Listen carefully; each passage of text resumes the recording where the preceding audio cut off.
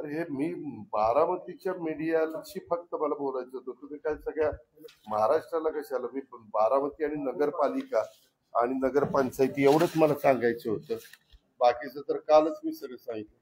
हे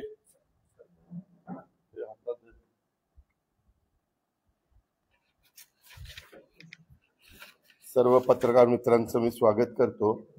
आज मी मगाशी हा पंखा बंद केला होता, पलीकडचा लाईट लावते. नाही ठीक आहे, त्यांना पाहिजेच असेल तर.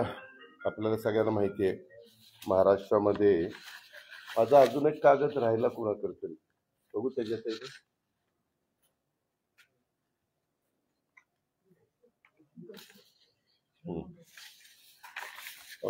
महाराष्ट्रामध्ये जवळपास 9 वर्षानंतर स्थानिक स्वराज्य संस्था मधल्या नगरपालिका आणि नगरपंचायतीच्या निवडणुका लागलेल्या आहेत. साधारण 288 नगरपालिका नगरपंचायतीला मतदान होणार आहे. कार्यक्रम जाहीर झालेला आहे, त्या भागात आचारसंहिता लागलेली आहे. मी काल पुणे जिल्ह्याचं माझ्या सहकार्य मित्रांना एकत्र घेऊन आढावा घेतला आणि त्याच्या आधी सोमवार ते शुक्रवार मी मुंबईमध्ये राज्याच्या बद्दलचा मी सुनील तटकरे आणि बाकीचे आमचे सगळे सहकारी आम्ही सगळ्यांनी मिळून तो आढावा घेतला. आता बारामतीमध्ये आज मी सकाळपासून थोडीशी चाचपणी केली. आपल्याला सगळ्यांनाच माहिती आहे की ही नगरपालिका पूर्वी आघाडीवर लढली जायची किंवा अशा पद्धतीनं, म्हणजे स्वर्गीय कारभारी अण्णा असताना पण, स्वर्गीय विनोद कुमार गुजर साहेब असताना पण त्यांचे पॅनल व्हायचे आणि निवडणूक लढली जायची आणि जे येतील ते पवार साहेबांचे, असं साधारण त्या काळातलं सूत्र होतं. पण ज्यावेळेस बारामतीकरांनी मला 91 साली खासदार केल्यानंतर मी ठरवलं की बाबा आपण पक्षाच्या चिन्हावर किंवा पक्षाच्या नावावर का नाही निवडणूक लढवायची. कारण काय होतं, आघाडीमध्ये तुम्हाला व्हीप बजावता येत नाही, तुम्हाला काही मर्यादा पडतात आणि ज्यावेळेस तुम्ही पक्षाच्या चिन्हावर लोकांना निवडून आणता त्यावेळेस पक्षविरोधी काही गोष्टी झाल्या वगैरे तर त्याच्यामध्ये आपल्याला पुढच्या गोष्टीची कारवाई करता येते. अशा सगळ्या गोष्टीतनं मग मी त्या काळापासून सुरुवात केली आणि मला आनंद आहे, बारामतीकरांनी नेहमीच मला साथ दिली. चढ उतार आले गेले वेगवेगळे राजकीय, परंतु सर्वसामान्य बारामतीकर माझ्या पाठीशी खंबीरपणे उभा राहिला हा आजपर्यंतचा माझा अनुभव, त्याच्यावर मी स्वतःला समाधानी समजतो.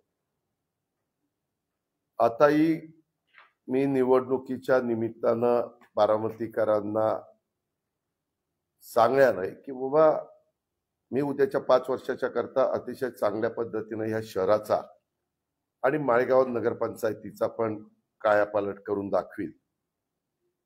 जे काही लोकप्रतिनिधी नगरसेवक नगरसेविका म्हणून निवडून जातात, नगराध्यक्ष म्हणून निवडून जातात, ते त्या भागामध्ये चांगलं काम करून घेण्याची जबाबदारी सर्वस्वी माझी राहील. कारण गेले 35 वर्ष मी तुमच्या सगळ्यांचं प्रतिनिधित्व करतो. अशा सगळ्या गोष्टी मी सांगणार आहे. उद्यापासूनच फॉर्म भरायला सुरुवात होते, परंतु मी अनेकांना आज सांगितलं की बाबांनो, सोमवार मंगळवार बुधवार फॉर्म भरू नका. म्हणजे ज्यांना माझ्या बाजूने फॉर्म भरायचे त्यांना, नाहीतर म्हणाल की बघा अजित पवार तर आता ही जी हुकुमशाही झाली.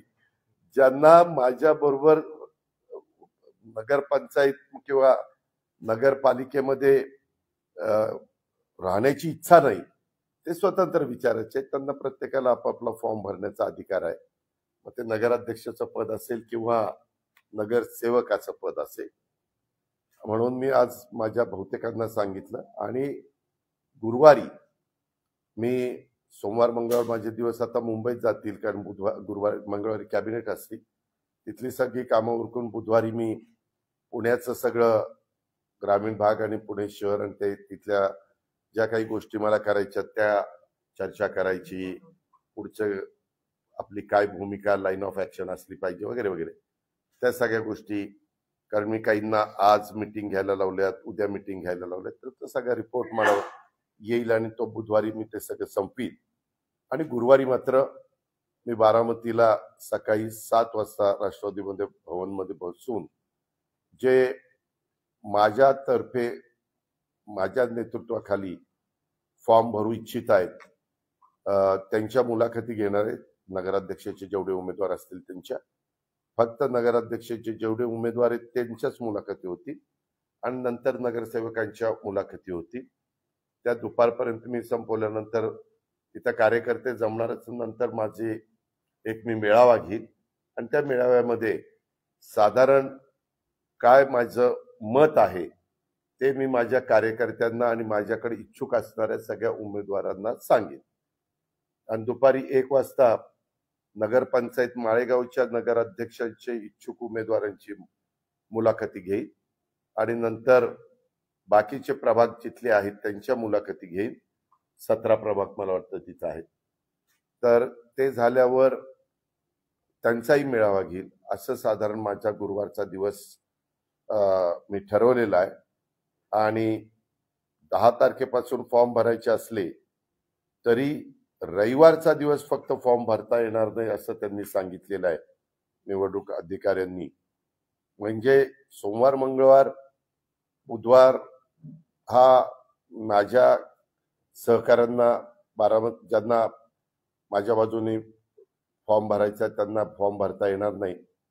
पण गुरुवारी झाल्यावर शुक्रवारी, शनिवारी आणि पुन्हा सोमवारी असे 3 दिवस फॉर्म भरायला राहत आहेत.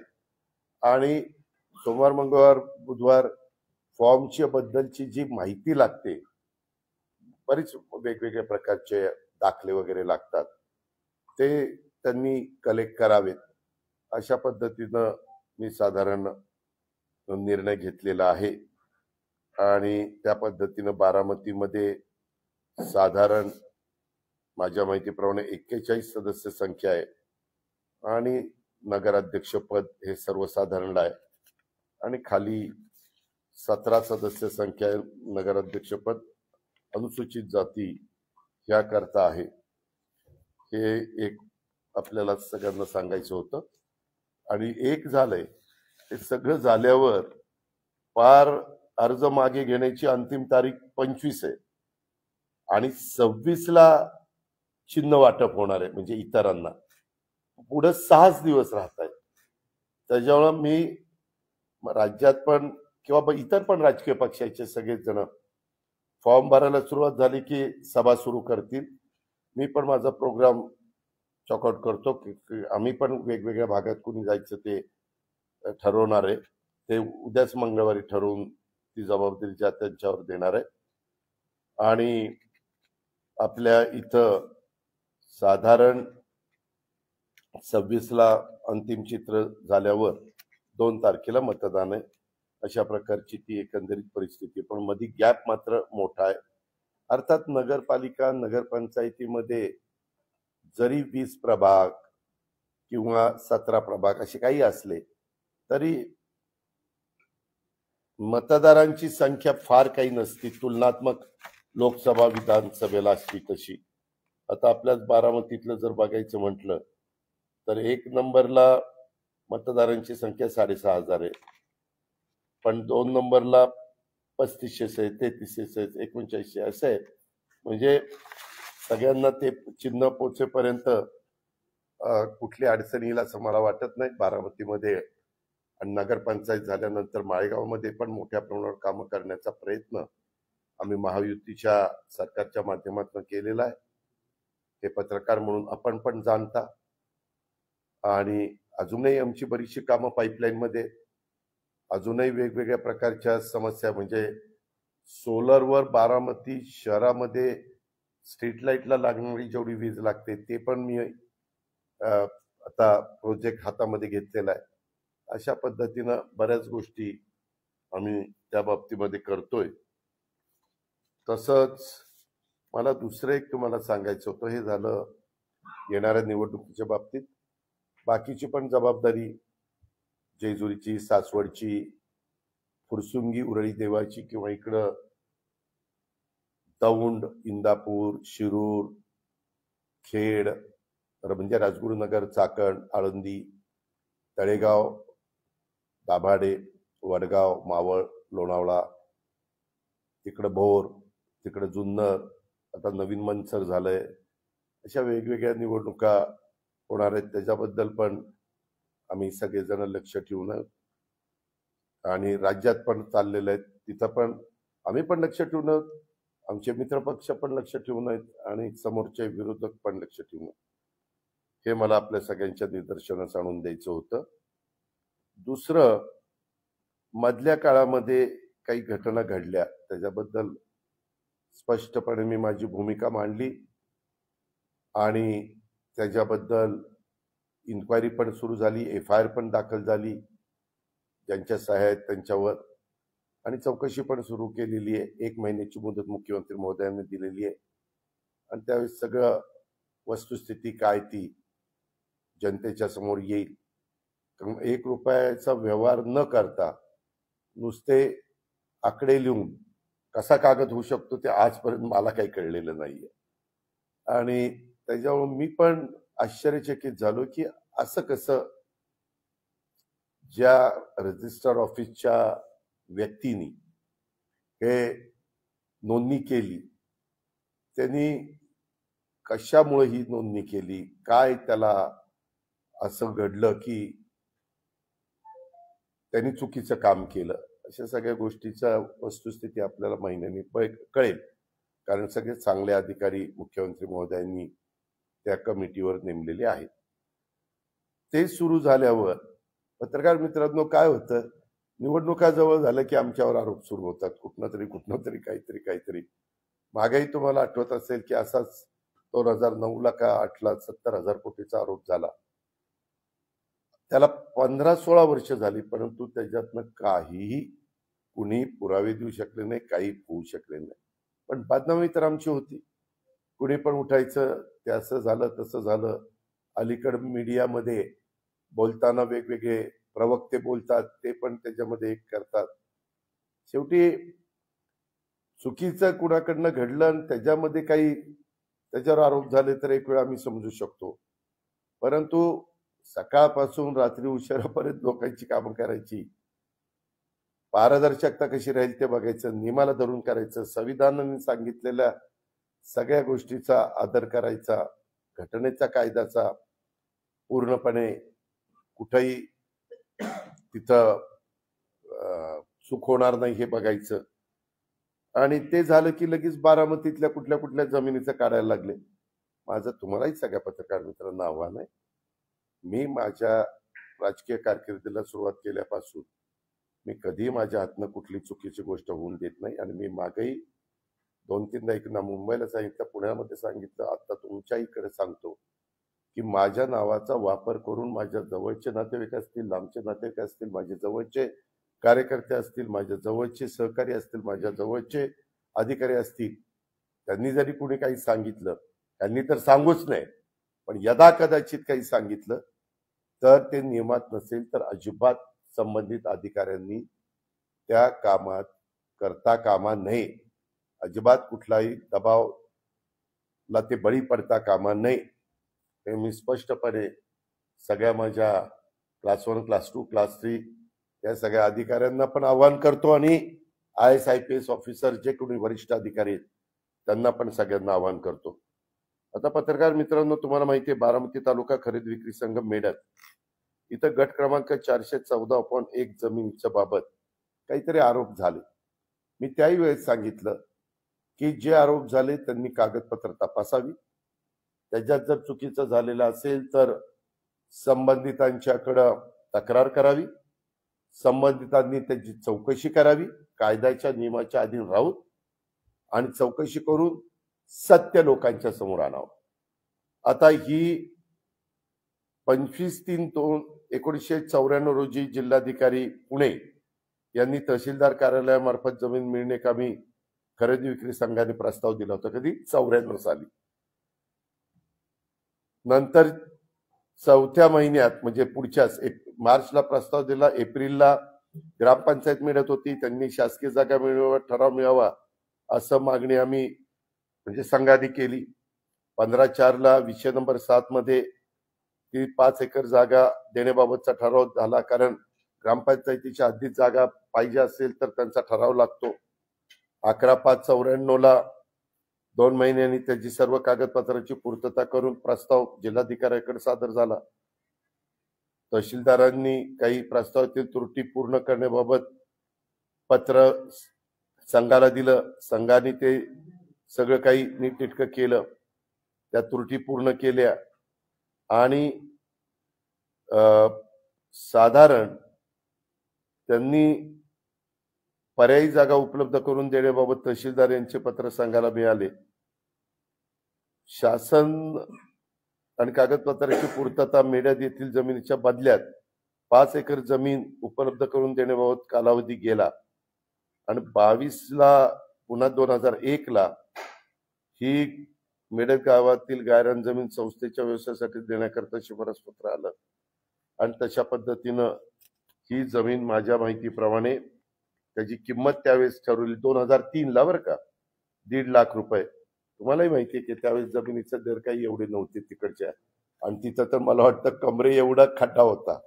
म्हणजे मी नंतर कितीतरी मुरुम टाकून ते सगळं भरून घेतलं, संघाला मदत केली होती मी त्यावेळेस. आणि त्याच्या संदर्भामध्ये मग त्यांनी ताबा पावती 2003ला 5व्या महिन्यात दिली संघाच्या नावाने. म्हणजे मागणी केली 94/3ला, मार्च 3ला, आणि झालं 2003ला, म्हणजे 9 वर्ष त्याला गेली. आणि त्याच्यानंतर मग ते एनए, आता एनएच्या बद्दल तर आम्ही निर्णय घेतला, आता एनए काढूनच टाकलं. त्या एनएच्या बद्दल एवढ्या तक्रारी यायच्या, आता एनए प्रकरणच ठेवलेलं नाही राज्य सरकारने. आता 2020 मध्ये मला असं वाटलं की तिथं आता जरा पंप करावा, कारण बारामती वाढली, एक गोडाऊन करावं, मंगल कार्यालय करावं, असं काय काय काय काय आमचं ठरलंय. तशा पद्धतीनं झाडं लावली, बाकीच्या सगळ्या गोष्टी केल्यात, पण त्याचंही काहीतरी काढलं होतं म्हणे. माझी विनंती आहे की जर त्याच्यामध्ये पुरावे असतील, कागदपत्रांचे सगळे दाखले असतील आणि चुकीचं झालेलं असेल तर जरूर चौकशी झाली पाहिजे, कारण हे कायद्याने नियमानं चाललेलं सरकार आहे आणि यंत्रणेने तशाच पद्धतीचं काम केलं पाहिजे. पण आता बऱ्याच कुठल्या कुठल्या जमिनी काढतात आणि त्यांच्या नातेवाईकांनी असं केलं, यांच्या स्वतः अजित पवारांनी असं केलं. मी कालही चुकीचं कुठलं केलं नाही, आजही केलेलं नाही, उद्याही करणार नाही, एवढंच मला सांगायचं. त्याच्याबद्दल मुख्यमंत्री देवेंद्रजी, तसंच एकनाथरावजी, तसंच सुनील तटकरेजी, रवींद्र चव्हाणजी आणि काही एकनाथरावांनी ज्यांना चर्चा करण्याचा अधिकार दिला ते कदाचित उमेश सामंत आणि काही कोणी असतील, त्यांच्या संदर्भातली याची चर्चा होईल. आम्ही एक सांगतो की बाबा सगळ्यांनी एकत्रपणे राहून लोकांच्या समोर गेलं पाहिजे. पण मागे आम्ही 15 वर्ष आघाडीमध्ये काम केलं, त्यावेळेस जो तो पक्ष जिथं त्याची ताकद असेल तिथं स्वतंत्र लढण्याचा प्रयत्न करत असतो. जिथं स्वतंत्र लढल्यानंतर मताची विभागणी होऊन फायदा होणार नसेल तर तिथं एकत्रपणे आजपर्यंत जे ते लोक गेलेले आहेत. आताही आमचा प्रयत्न चाललेला आहे की मताची विभागणी न होता, जसं आमचं एनडीएचं सरकार केंद्रात आलं, राज्यामध्ये युतीचं सरकार आलं, तसं चांगल्या पद्धतीनं विकासाची कामं होण्याच्या दृष्टिकोनातून त्या त्या भागामध्ये जनतेने महायुती सध्या सत्तेवर असल्यामुळं महायुतीला सहकार्य करावं. शेवटी तो जनतेचा अधिकार आहे. मी सांगितलं ना, आम्ही आव्हान करतोय, तयारी करायची. प्रत्येक जण आपापला ताकद आजमावण्याचा प्रयत्न करतो. प्रयत्न करणं आपल्या हातात आहे. यश आलं ठीक, नाही यश आलं तर ज्या गोष्टी घडतील त्याला सामोरं जायचं. बारामतीवर बंदी असताना देखील त्याच्या आजूबाजूला त्याचा व्हिडिओ देखील बाहेर आलेला हे तपासाचा भाग आहे. त्याची तक्रार पोलीस खात्याकडे केली पाहिजे. पोलीस खातं ह्याच्यावर कंट्रोल करतं. माहित नाही, मी काही नजर ठेवली नाही.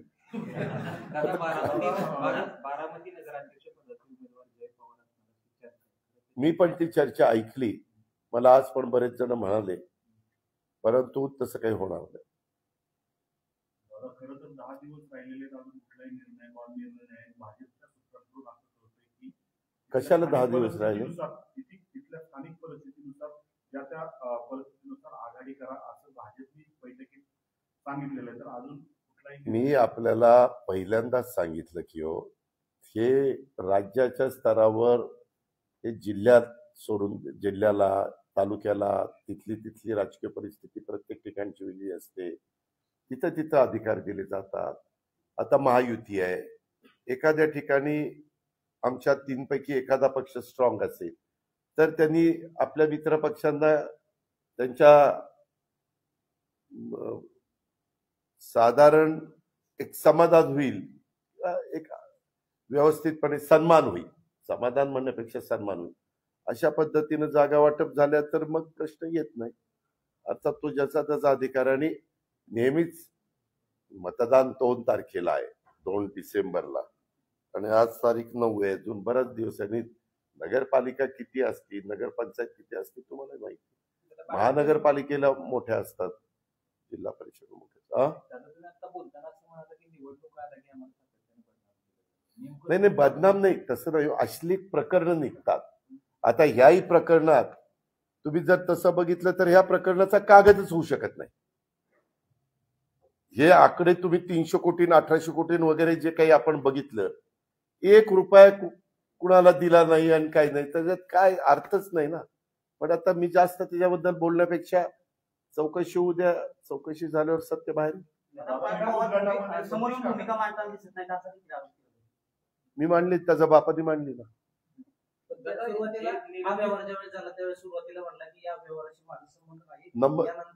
एक मिनिट काय होतं, मी म्हणून तुमच्याशी जरा बोलायला, कारण तुम्ही काही कसलेही प्रश्न विचारता.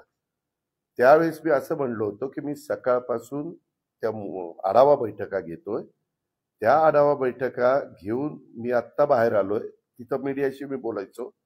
मी उद्याच्याला मात्र संध्याकाळी, म्हणजे मी सगळी माहिती घेऊन तुमच्याशी बोलीन. आणि त्या दिवशी बोललो, दुसऱ्या दिवशी संध्याकाळी बोललो. कारण आपल्याला ज्या गोष्टीची अजिबातच माहिती नव्हती ती माहिती घेतल्याशी मी बोलतो.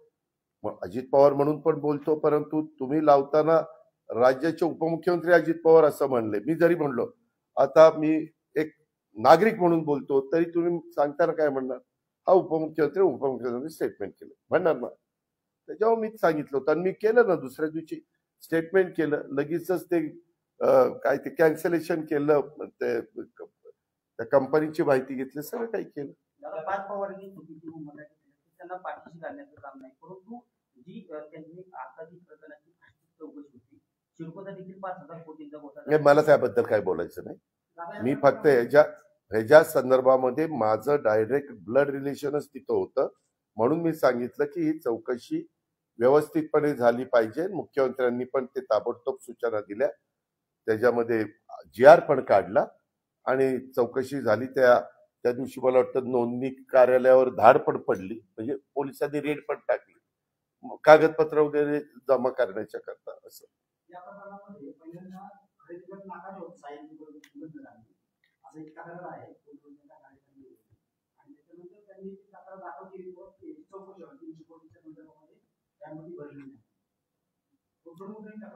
मी आपल्याला सांगू कसं आहे, मी काय मगाशी म्हणलं, ह्या राज्याचं ACS additional chief secretary revenue आणि राज्याच्या 12 कोटी जनतेच्या मुख्यमंत्र्यांनी सूचना केली की त्यांच्या अध्यक्षतेखाली चौकशी करायची आणि काय काय त्या चौकशीमध्ये आलं पाहिजे हे सगळं सांगितलं. पुन्हा तेच विचारताय तुम्ही. आता ती चौकशीमध्ये त्यांनी करताना ज्याला कोणाला काय माहिती असेल त्यांनी द्यावी तिथं.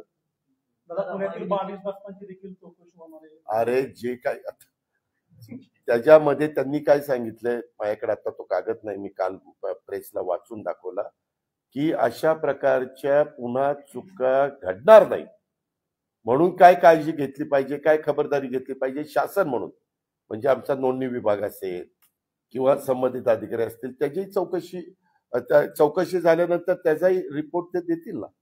कारण त्याच्यात विभागीय आयुक्त पण आहेत, कलेक्टर पण आहेत, जबाबदारी आयुक्त पण आहेत, असे बरेच जण आहेत. दादा महायुतीतले माजी मंत्री तानाजी सावंत यांनी असं म्हटलं की राष्ट्रवादी अशी अवलाद आहे की ती सत्तेशिवाय शांत बसू शकत नाही आणि पाण्यातून जसा मासा बाहेर काढल्यानंतर तर पडतो तशी अवस्था राष्ट्रवादीची. विनाशक आले विपरीत बुद्धी, आम्हाला काही बोलायचं नाही, कारण आम्ही मित्र पक्षांना, आम्ही सुसंस्कृत महाराष्ट्रामध्ये राजकारण करतो.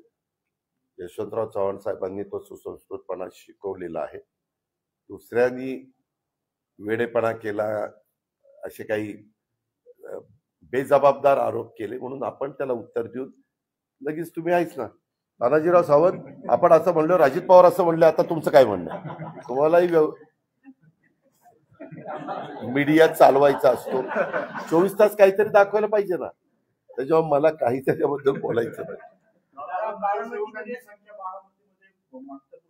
वाढलेली आहे आणि आपल्यावरती राज्याची जबाबदारी आहे, तर कसं काय कसली इच्छुकांची संख्या मोठी आहे, नगरसेवकांची संख्या जास्त आहे, एकंदरीत राज्यातलं चित्राचं प्रचाराचं नियोजन कशा पद्धतीने ते माझं मी करतो, काळजी करू असं कुणी पण. तू जरी एखाद्या पक्षाचा नेता असेल तर मी असं नियोजन करणार. कधी राजकीय लोक कार्ड सगळे ओपन करत नसतात, त्या त्यावेळेसची परिस्थिती बघून त्या त्यावेळेस निर्णय घेत असतात. दादा मूळ जागा जी आहे ती महात्मा फुलेंच्या मालकीची ऐतिहासिक होती, मात्र कुठली कृषी विद्यापीठाकडे पण होती. कुठली हे कालच्या प्रकरणातली. अरे आता पुन्हा पुन्हा काढतात, त्याची चौकशी होणार आहे ना बाबा, चौकशीच होणार आहे. मगापासून तेच सांगतोय, तेच उघडायचं आहे. दादा बारामती खरेदी विक्री संघाच्यावर जसा आरोप झाला तसंच तुमच्या कुलगावच्या जमिनीबाबत देखील कडावाच्या पत्रकारांमध्ये उल्लेख झाला होता. मग मी सांगितलं ना, त्याची चौकशी करा. जर कुणी चुका केल्या असतील तर त्याच्यावर FIR दाखल करा आणि जी काही कारवाई असेल ती करा, काय अडचण. खरेदी विक्रीचा दस्त नोंदवताना काय लिहिलं तरी सुद्धा त्यांच्या मला माहित नाही बाबा, कुठलं विचारतोय तू? नाही, त्याच्यामध्ये आता शेवटी जी कारवाई ज्या डिपार्टमेंटने केली, काहीतरी त्यांच्याकडं कागदपत्र आली असतील म्हणून त्यांनी जबाबदार धरला असेल. आता चौकशी समिती सगळ्या गोष्टीची चौकशी करेल ना. आपल्याकडे कंत्राटी कर्मचारी आहेत, एक संस्था आहे त्याच्या नावाची, ती संस्था पगार चोरी करते कर्मचारी. तक्रार करा. आता आचारसंहिता लागली, त्याच्यामुळे आता काही सांगितलं तर आचारसंहितेच्या काळात मतं मिळवण्याच्या करता अजित पवारांनी सांगितलं, डोक्याला ताप नको तिथं. नाही मग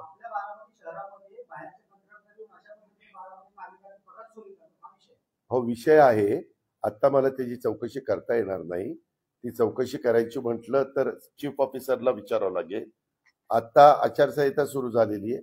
हे सगळं जानेवारीमध्ये संपल्यानंतर आपण एकदा या, मला भेटा, आपण संबंधित अधिकाऱ्याला बोलू आणि चौकशी करू.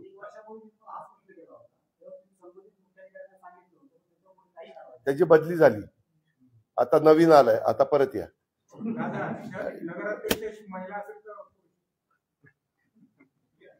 अजून मुलाखती घेतलेल्या नाही. मुलाखती घेऊन कोण कोण इच्छुक आहे, नक्की मनापासून कोण इच्छुक आहे, त्यांचं मागचं साधारण कामकाज कसं त्यांनी आतापर्यंत केलंय, काय सामाजिक कामं केली, काय जनमानसामध्ये त्यांना सपोर्ट मिळतो वगैरे वगैरे, ह्या सगळ्या गोष्टी तपासल्या जातील, पाहिल्या जातील, समजून घेतल्या जातील. मग मी निर्णय घेईन.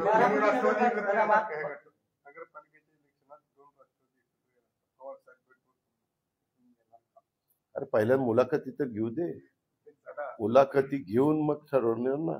दादा यावेळेस नवीन चेहऱ्यांना बऱ्यापैकी संधी मिळेल. मुलाखती घेतल्यानंतर त्या मुलाखतीमध्ये म्हणजे प्रश्नाची जाण असणारे उत्तर व्यवस्थितपणे आज पण काही जण आले, काही प्रश्न विचारले तर काही सांगता आलं नाही त्यांना. काही म्हणजे तुम्ही तिकीट द्या, मग निवडून आल्यावर करतो दादा सगळं.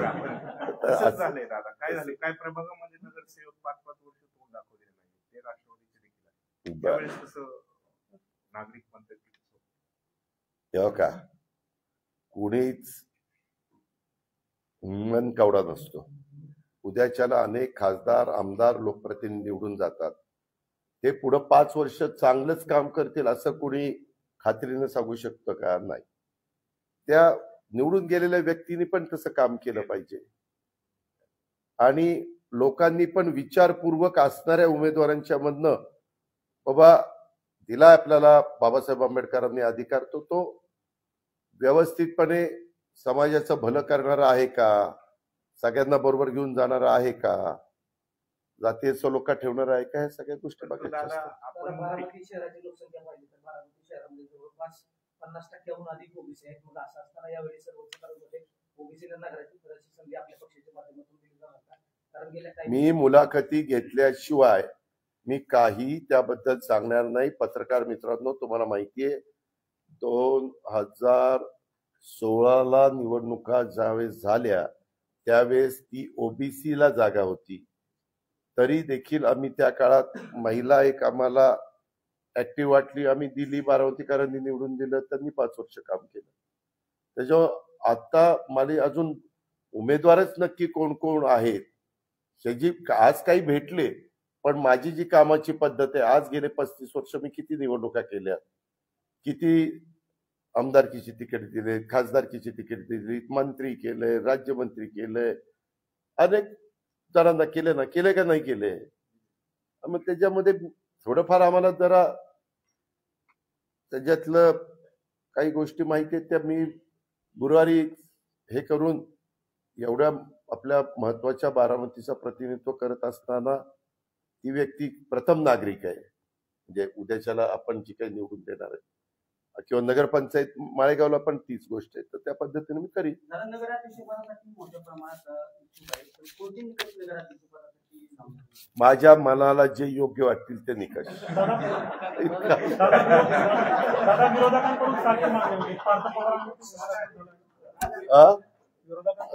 एक मिनिट ऐक ना, तू मी ह्याचं उत्तर मुंबईला पण दिलं, मी ह्याचं उत्तर पुण्याला पण दिलं, तरी तुला अजून हौस आहे प्रश्न विचारायचे. त्यामध्ये चंद्रशेखर बावनकुळे असे म्हणाले की तो कागद करत असताना जे तिथं सह्या केल्या, ज्यांनी जे तिथं आतमध्ये येऊन जबाबदार होते त्या तिघांच्यावर कारवाई केली FIR मध्ये. राधाकृष्ण विखे पाटील यांनी शेतकऱ्यांबाबत एक वक्तव्य केलं की स्वतःचे शेतकरी स्वतःच्या काढतात आणि कर्जमाफीची वाट पाहतात. खऱ्या अर्थाने शेतकऱ्यांच्या जखमेवर मला शेतकऱ्यांच्या बद्दल आम्हाला आदर आहे. शेतकरी हा बळीराजा आहे, लाखाचा पोशिंदा आहे. त्या संदर्भामध्ये मी नक्की विखे पाटील साहेबांनी, कारण विखे पाटील साहेब पण शेतकरी आहेत, मी पण त्यांना अनेक वर्ष आम्ही एकमेकाला ओळखतो. मी त्याच्याबद्दल असाही प्रश्न मला माझे बारामतीचे पत्रकार मित्र विचारत होते, नक्की काय झालंय त्याची माहिती घेईल आणि मग गुरुवारी तुला उत्तर देईल.